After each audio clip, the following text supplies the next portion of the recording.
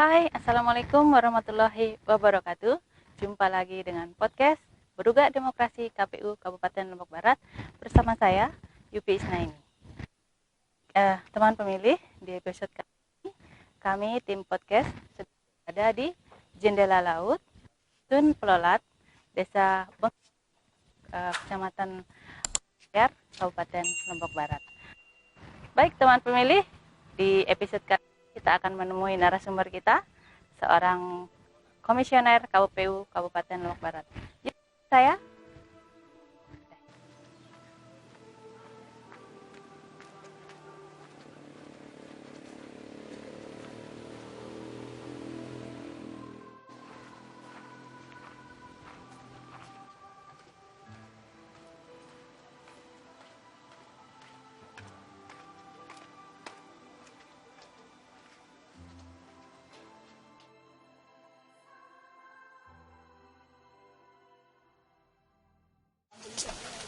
Assalamualaikum Pak Amrullah.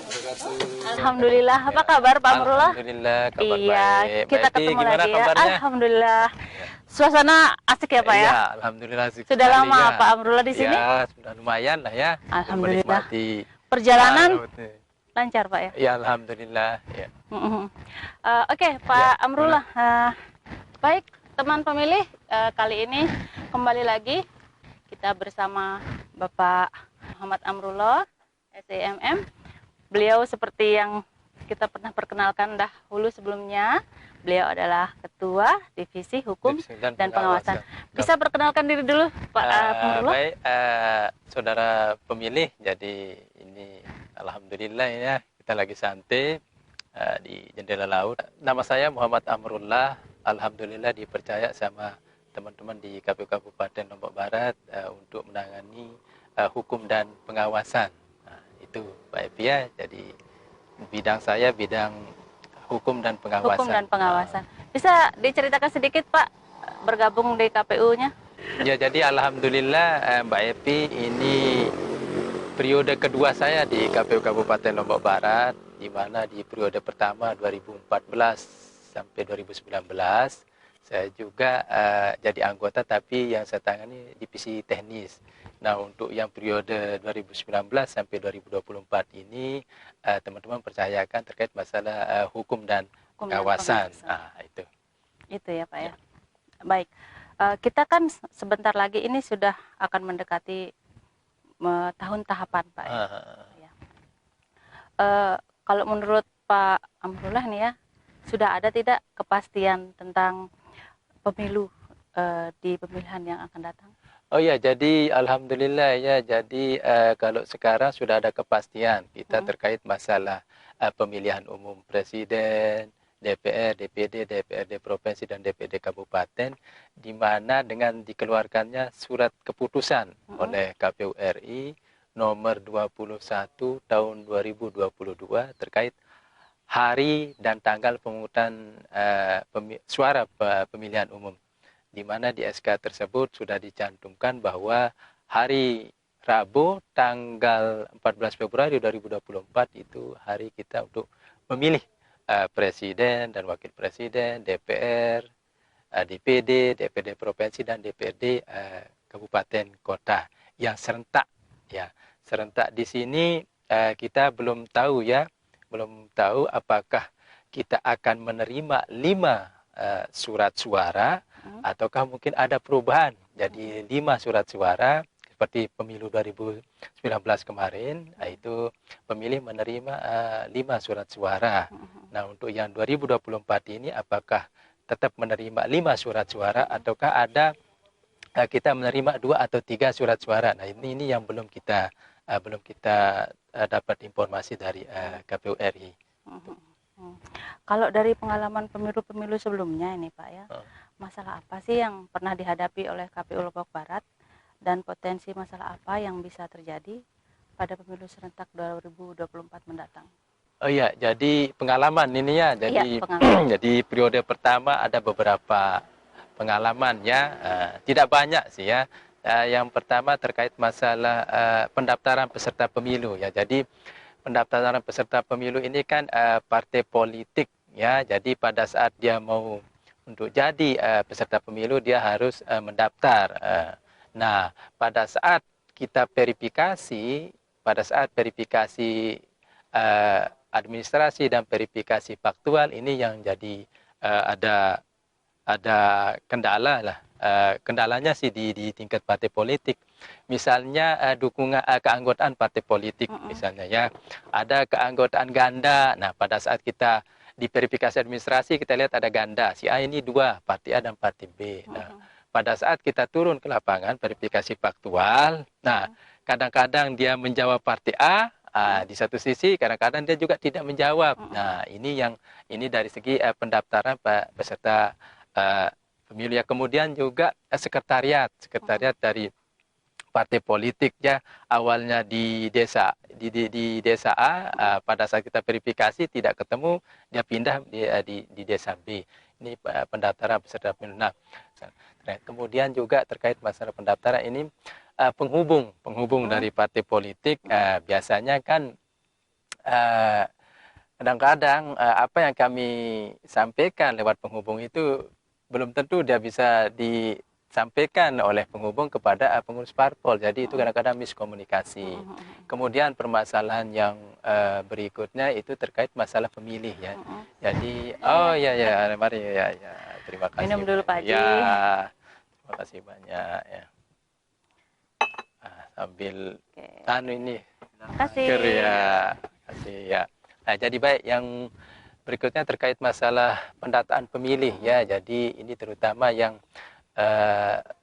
pemilih yang ada di perumahan-perumahan. Jadi petugas pemutaran data pemilih pada saat mendaftar belum tentu dia bisa langsung ketemu dengan pemilik rumah. Itu yang pertama. Kemudian yang kedua juga belum tentu juga pemilik rumah itu dia beralamat di sana. Begitu ya, Pak? Ya, terutama ini yang perumahan ini ya, itu yang kita temukan.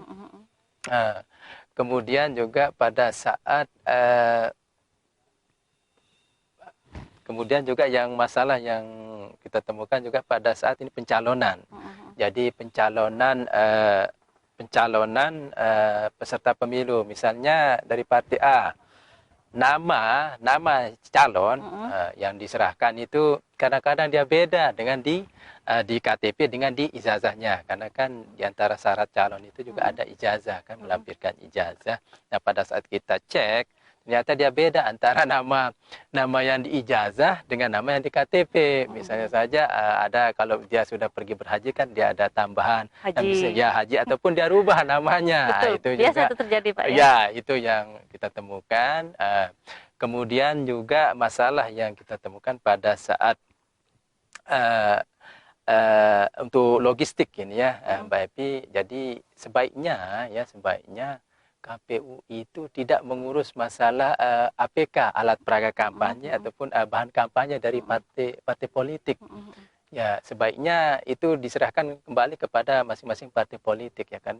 Kalau yang kemarin 2009 itu APK dibuatkan, bahan kampanye dibuatkan, malah sampai minta dipasangkan. Itu masa harapannya Pak Amrullah. Iya, jadi harapan kita untuk 2024 itu ya, masalah alat peraga kampanye ataupun bahan kampanye ya sudah dikembalikan saja kepada masing-masing partai politik. Jangan dibebankan kepada KPU ya, karena kita juga kan banyak ngurus yang lainnya. Kemudian juga pada saat distribusi logistik ini yang kita alami, karena kita tahu di Lombok Barat ini kan untuk persinggahan logistik ini di kantor camat ya. Jadi kantor camat itu kan tidak memiliki gudang khusus sebagai tempat penyimpanan. Jadi meskipun itu sifatnya sementara ya. Ya, meskipun itu sifatnya sementara ya, dari KPU ke KPPS. Betul. Ya, tapi dia singgah dulu di kantor camat sebelum didistribusikan ke KPPS. Ntar balik lagi dari KPPS kan juga singgah juga di kantor camat lagi. Nah, itu jadi itu gudangnya ya memang di kecamatan yang tidak ada. Nah, kemudian juga permasalahan yang kita temukan pada saat tungsura ya, pada saat banyak sekali nih ya. Ya. Jadi pada saat pemungutan dan penghitungan suara, di mana lokasi TPS itu masih ada yang belum aksesibilitas akses untuk misalnya pemilih disabilitas yang Betul.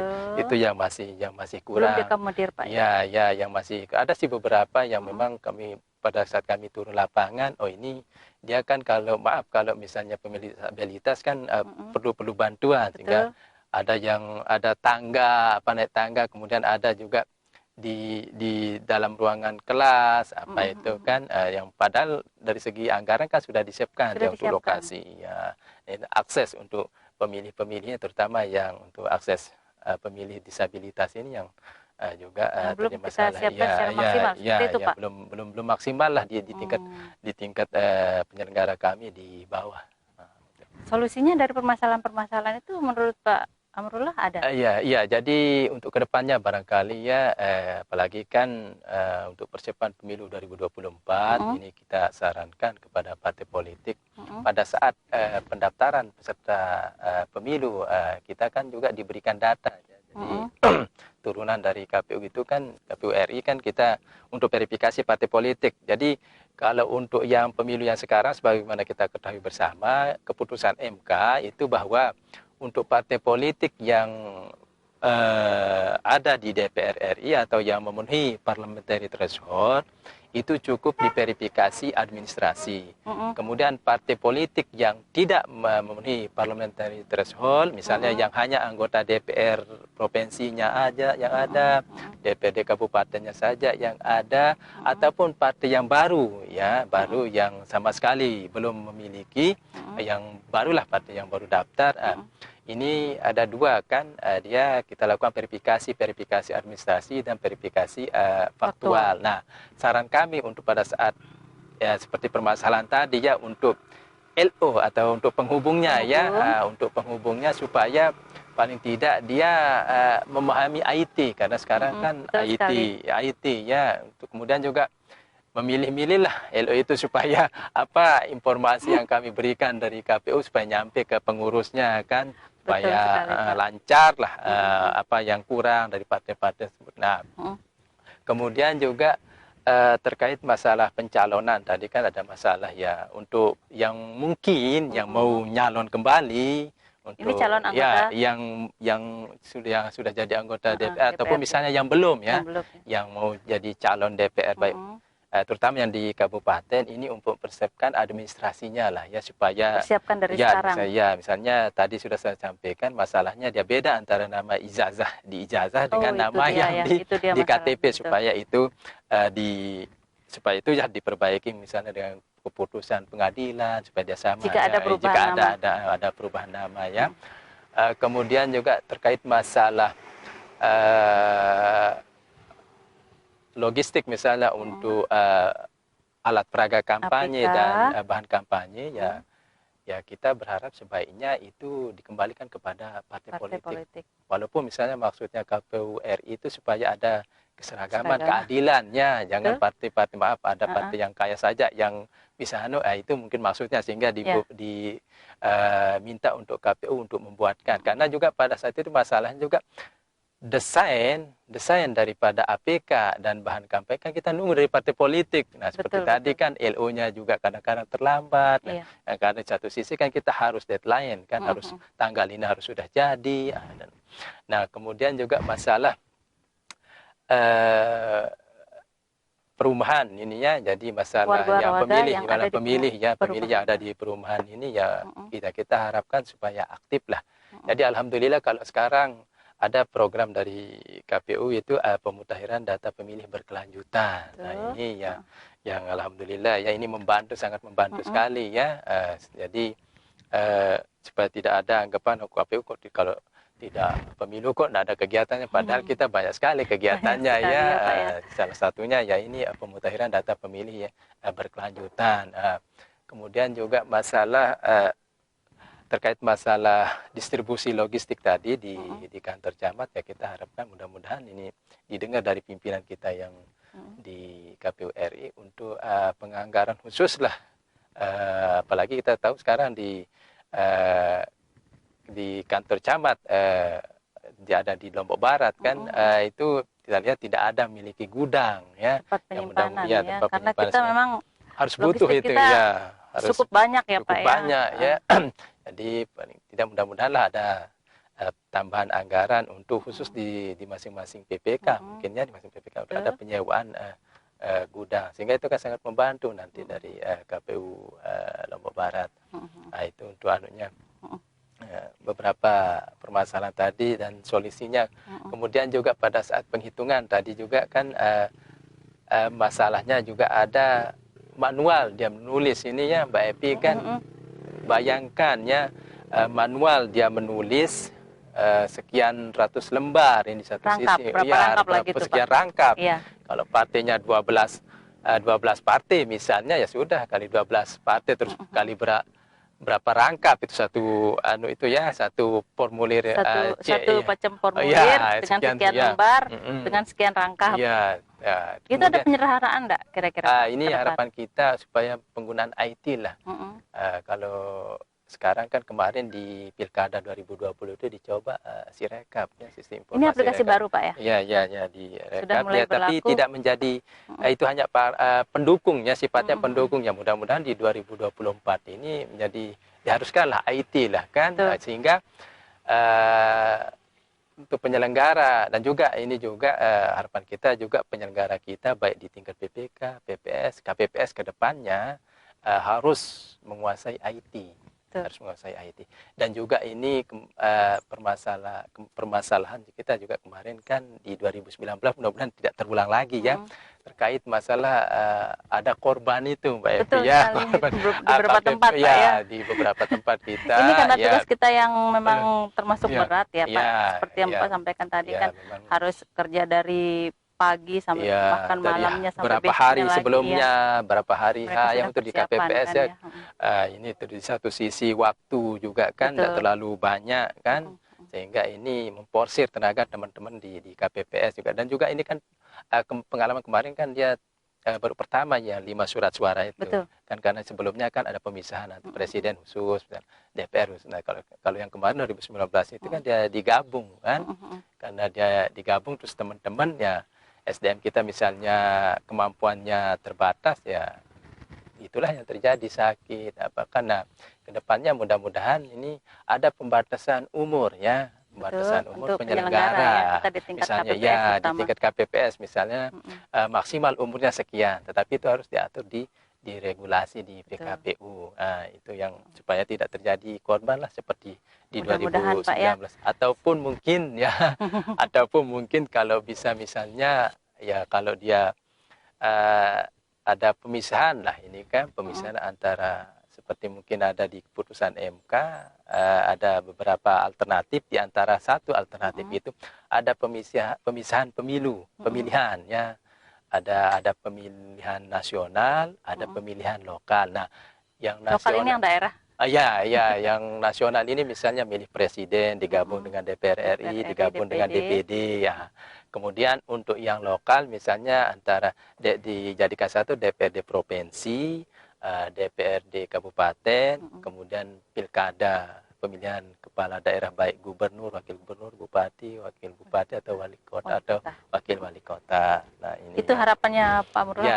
Ya, itu harapan kita ya. Tapi pada prinsipnya kita di KPU Kabupaten Lombok Barat mau serentak, mau 5 suara, mau 3 suara, mau pakai 2 suara ya kita siap untuk mensukseskan. Pemilihan tetap berlangsung ya. Kita siap untuk mensukseskan pemilu tahun 2024. Amin. Ya. Semoga ya Pak perjalanan kita ke depan ini semakin lancar, penyelenggara ini semakin baik dan penyelenggara kita juga di bawah semakin maju dalam tingkat IT maupun personalitas SDM-nya. Iya, amin.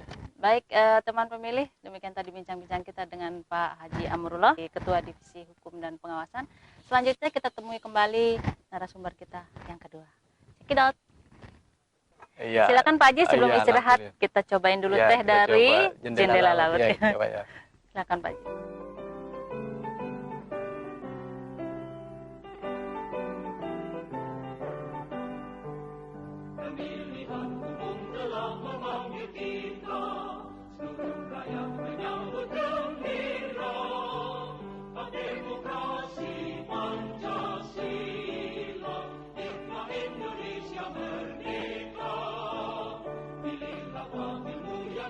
Dipercaya dengan anak yang setia di bawah undang-undang dasar 45.